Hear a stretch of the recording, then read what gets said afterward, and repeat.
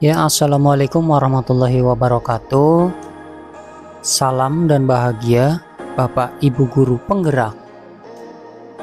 Sebelumnya, perkenalkan nama saya Agung Kurniawan, calon guru penggerak angkatan ke-9 dari SD Negeri 04 Merang, Kecamatan Warung Pring, Kabupaten Pemalang.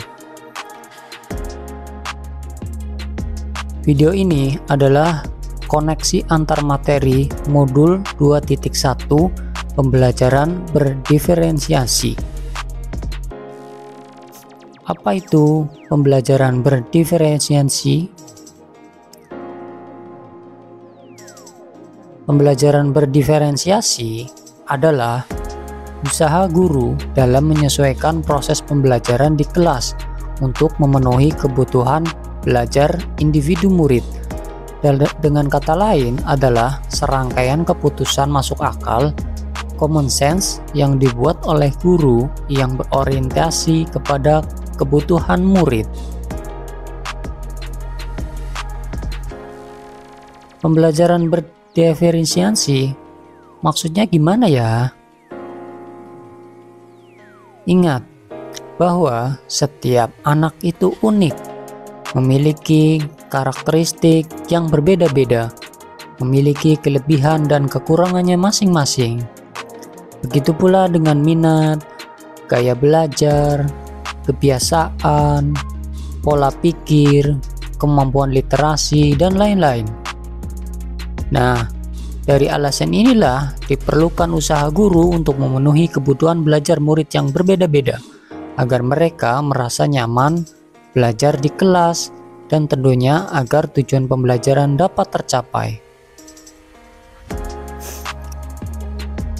Lantas, bagaimana langkah-langkah pembelajaran berdiferensiasi?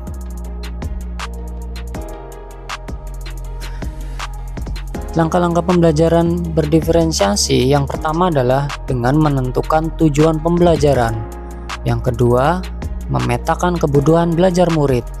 Yang ketiga, menentukan strategi dan penilaian yang akan digunakan. Yang keempat, menentukan kegiatan pembelajaran berdiferensiasi yang akan dijalankan. Menurut Tomlinson, dalam bukunya How to Differentiate the Introduction in Mixed Ability Classroom, terdapat 3 kategori kebutuhan belajar murid berdasarkan 3 aspek. Yang pertama, kesiapan belajar atau readiness murid. Yang kedua, minat murid. Dan yang ketiga, profil belajar murid. Yang pertama, untuk kesiapan belajar murid, Tomlinson mengibaratkan sebuah equalizer. Jadi, kondisi awal siswa terhadap suatu kegiatan belajar yang membuatnya siap untuk memberi respon atau jawaban yang ada pada diri murid dalam mencapai tujuan pembelajaran. Jadi, Tomlinson menganggap kemampuan siswa atau murid itu seperti equalizer dengan kemampuan yang berbeda-beda. Jadi, guru harus siap dengan pembelajaran yang mengutamakan kemampuan murid yang berbeda-beda. Yang kedua adalah minat murid. Setiap anak memiliki karakter yang unik dengan minat yang berbeda-beda. Minat adalah suatu keadaan mental yang menghasilkan respon terarah kepada suatu situasi atau objek tertentu yang menyenangkan dan memberikan kepuasan diri.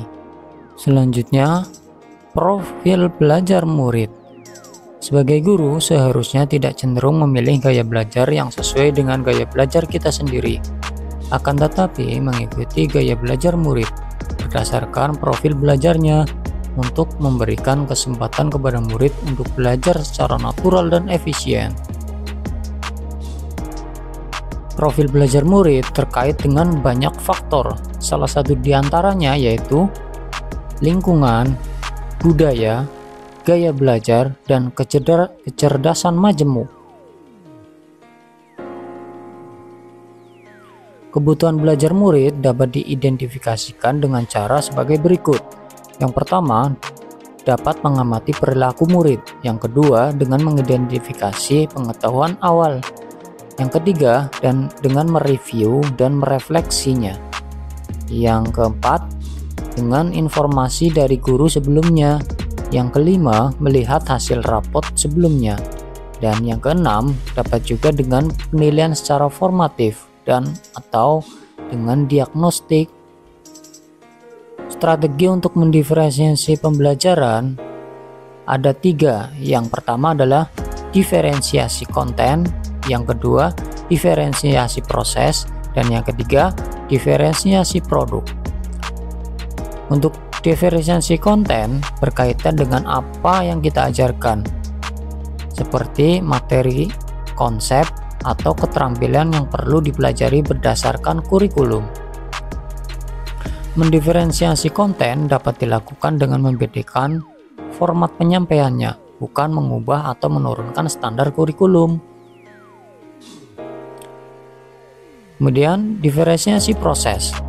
Kegiatan yang memungkinkan murid kita berlatih dan memahami atau memaknai konten dengan cara membedakan proses yang harus dijalani murid.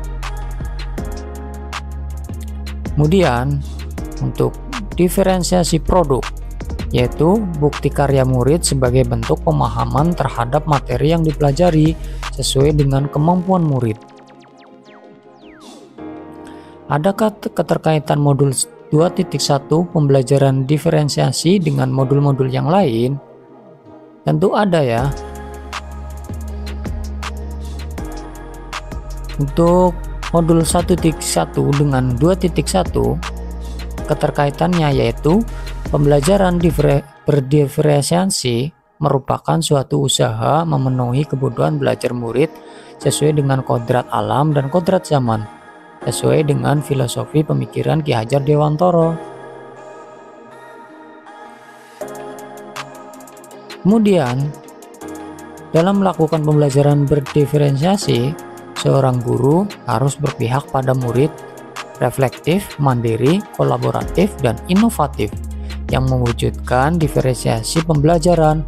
Hal ini sesuai dengan nilai peran guru penggerak yang mewujudkan kepemimpinan murid dan menuntun murid untuk merdeka belajar. Kemudian keterkaitan dengan modul 1.3 tentang visi guru penggerak, yaitu pembelajaran berdiferensiasi juga merupakan salah satu strategi untuk mewujudkan visi guru penggerak yang berpihak pada murid. Kemudian keterkaitan dengan modul 1.4. Dalam pelaksanaan pembelajaran berdiferensiasi antara guru dan murid harus ada kesepakatan kelas terlebih dahulu agar proses pembelajaran dapat berjalan dengan baik sesuai dengan nilai-nilai budaya positif di sekolah.